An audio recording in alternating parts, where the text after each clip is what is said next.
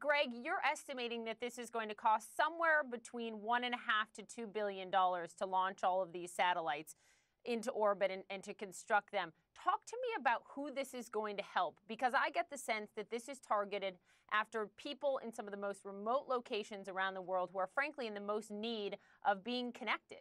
That's the primary mission, is to enable affordable access into those remote regions.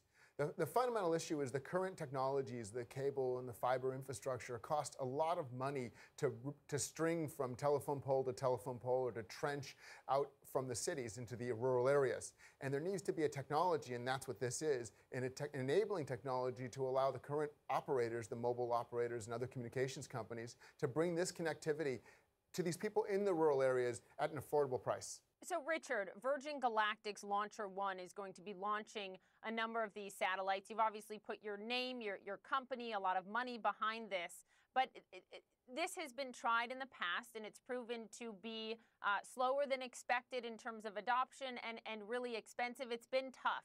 Why is it different this time? Well, this hasn't been tried before. I mean, so 20 years ago, people tried something very different.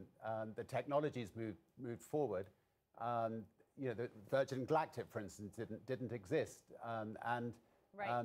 Virgin Galactic will be able to launch a satellite at 2 hours' notice. In the past, you would have had to wait a year to get a slot on a satellite. So a lot about the technologies moved forward. We've got wonderful partners like Qualcomm and Airbus and others on board.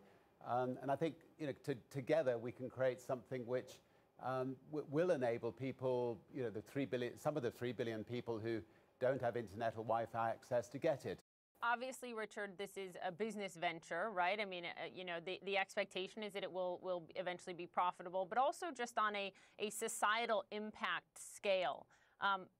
What do you see in terms of the ability of this to help close the wealth gap, for example? I think it could dramatically help close the wealth gap. If you're out in the rural part of Africa and you have a mobile phone or you have the internet, with the internet you can educate your children. With the mobile phone you can start a business. And I think you then become on a much more equal level playing field with somebody else who has a mobile phone or internet access or Wi-Fi access. And that's, that's the important breakthrough. And without a massive array of satellites like this, you would have no chance. So hopefully it should make a big difference. Richard, let me ask you this, and then to you, Greg, I want you to jump in. Elon Musk's SpaceX is also competing with you in this space. They are planning to launch more satellites than you guys, about 4,000. I'm wondering, Richard, how formidable of a competitor SpaceX is, or do you see them as a partner down the road? Elon's a great friend. We've been friends for years. And if he goes ahead with his project, that's great, because we need as much connectivity in this world as possible. The reason that we partnered up with Greg was that he's been working on it quite a bit longer, and we felt he was further advanced, that he had he had the slots, he had the network, he had the licenses for it. But if Elon can come along and create a network as well, both of us, I think, will do very well, because there's an awful lot of people out there that need to be connected.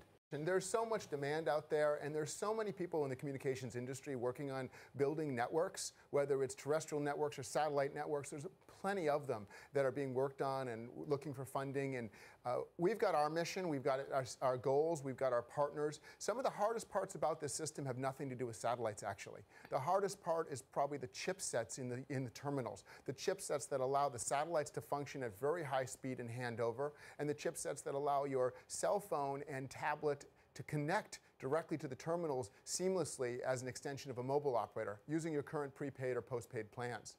So these are deep technologies. It's extraordinary to watch and to see how all of this is unfolding, and what I think it's going to mean, whether it's from your company, what Elon Musk is doing, if others jump into the game, what this means for the world and populations that have not been connected before. Good luck to you both, Greg and Richard. Thank you. Thank you. Thanks very much.